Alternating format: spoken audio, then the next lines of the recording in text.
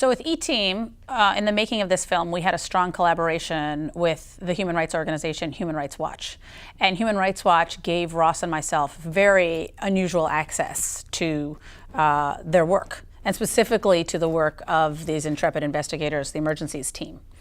And initially, Ross and I were actually hesitant about making a film in close collaboration with a nonprofit organization, because the last thing we wanted to spend our time doing was just kind of make a sort of puff piece about a nonprofit.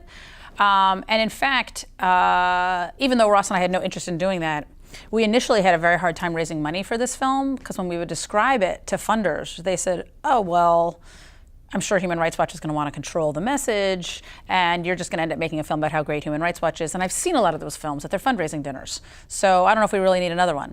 And Ross and I were kind of taken aback, because we thought, you know, we're independent directors and producers. Like, we're not going to make a film that just talks about, you know, Human Rights Watch is so great, yada, yada, yada. That's not of interest to us as filmmakers to spend our time doing that. And yet that was the perception. So we had to work against that quite a bit. Ross and I were very lucky in that Human Rights Watch had faith in us, and they took what was really a great leap of faith on their part, where they gave us, and they put this in writing, editorial control over the story we were filming. So we had access to this amazing work they were doing, which is can be very raw at times. And they gave us access to that work, and they said, and you have authorship over this piece of filmmaking you're doing. And we understand that it might not be everything that we would say about our work, but go for it.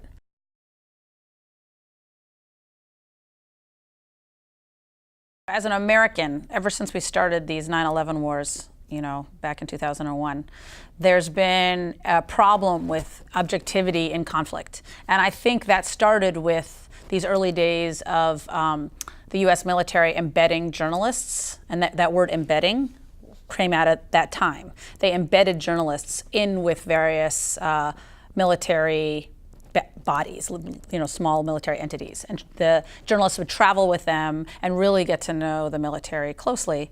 And there's been a critique of that whole journalistic enterprise now, saying, you know, those embedded journalists really couldn't be objective because they were too close to those particular, you know, guys in the military they were following.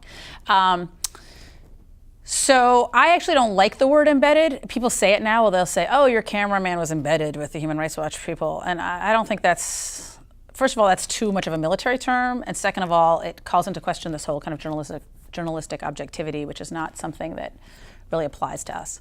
Of course, when you're a filmmaker following subjects like the E-Team into places like Libya and Syria and their homes, you get close to them and you care about them and their work. That's for sure. So I don't think we ever say, you know, we're out to be objective, but we are, and that's not something that we're striving for necessarily, objectivity. On the other hand, we are trying to get at what seems to be true. And of course, truth is a many-sided thing and open to interpretation, but it has to be something that seems true to us. So if we were to be in the field and we were to see something that looked staged or fake or manipulated, we're not going to try to make that look true if it doesn't look true to us. So we only included in the film things that to us felt like they brought some truth or insight to a situation that's generally very complex and clouded by the fog of war and hard to interpret. So we're trying to bring clarity and insight, depth to something that's complicated to the best of our ability.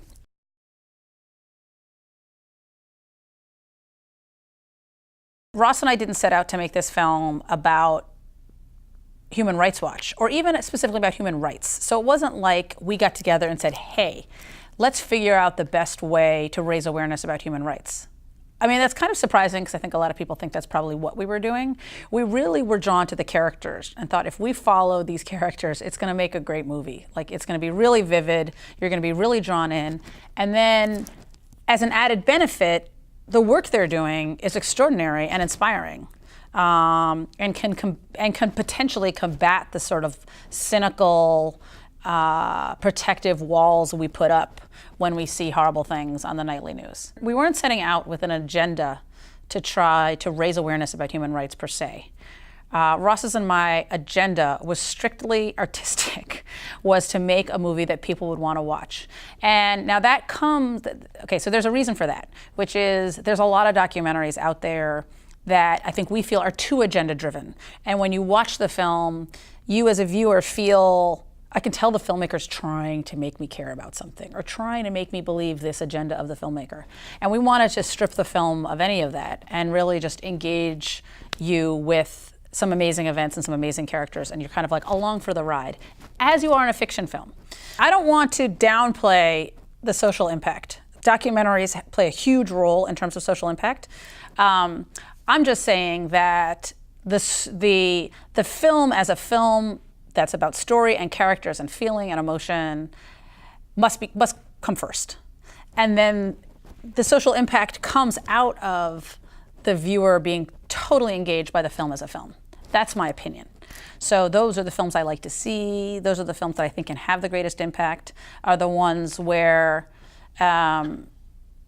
impact is subtext, social impact is subtext, and the text of the film is, I want to see what happens next in this movie.